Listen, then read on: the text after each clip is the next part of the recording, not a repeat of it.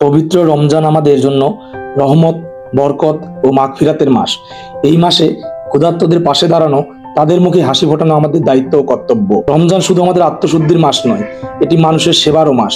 আমাদের উচিত যার যার সামর্থ্য অনুযায়ী দুস্থ অসহায় মানুষদের পাশে দাঁড়ানো, তাদের মুখে হাসি ফোটানো। রমজান আমাদের শুধু ইবাদত শেখায় না, এটি আমাদের শিখিয়ে দেয় কেমন করে একজন আরেকজনের পাশে দাঁড়াইতে হয়। আল্লাহ যেন আমাদের এই কাজ কবুল করেন এবং আমাদের আরো বেশি মানুষের পাশে দাঁড়ানোর তৌফিক দেন। যারা আমাদের এই উদ্যোগে সাহায্য করেছেন তাদের প্রতি কৃতজ্ঞতা।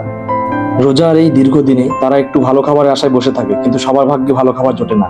তাই আমাদের সামান্য প্রচেষ্টা হয়তো তাদের কিছুটা তৃপ্তি দিতে পারবে। সেই লক্ষ্যেই মেডিডিমার্স মেডিকেল ভর্তি কোচিং এর পক্ষ থেকে আজকে আমরা খুলনা রেল স্টেশনে ইফতার বিতরণ করতে গিয়েছিলাম গরিব ও দুস্থ মানুষের মাঝে। মানুষের ভিড় ছিল অনেক, কেউ কেউ তাড়াহুড়ো করছিল, অনেকে নিয়ম না মেনে হট্টগোল করছিল, কিন্তু তবুও আমরা ধৈর্য ধরে শান্তিপূর্ণভাবে সবার হাতে ইফতার পৌঁছে দিয়েছি।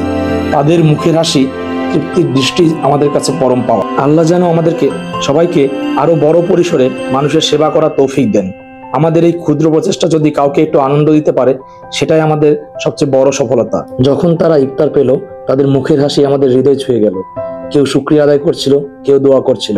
আসলে এই অনুভূতি আমাদের সবচেয়ে বড় পাওয়া। রমজান কেবল নিজের জন্য নয়, বরং অন্যের মুখে হাসি ফোটানোর মাধ্যমও। ইফতার বিতরণ শেষে আমরা গিয়েছিলাম পাশে থাকা জেসকো কাবাব রেস্টুরেন্টে ইফতার করার জন্য। সেখানে আমরা ইফতার করেছি মুরগির গ্রিল, পরোটা, ঠান্ডা পানি ও মাঠা দিয়ে। সারাদিন রোজা রাখার পর এই খাবার আমাদের জন্য সত্যিই প্রশান্তির অনুভূতি এনে দিয়েছিল। তবে যারা জেসকো কাবাবে যাবেন, অবশ্যই একটু সময় হাতে নিয়ে যাবেন, কারণ ওখানে প্রচন্ড ভিড় থাকে। তো আজকের ভিডিও এখানেই শেষ। ভিডিওটি কেমন লাগলো সবাই একটু কমেন্টে জানাবেন।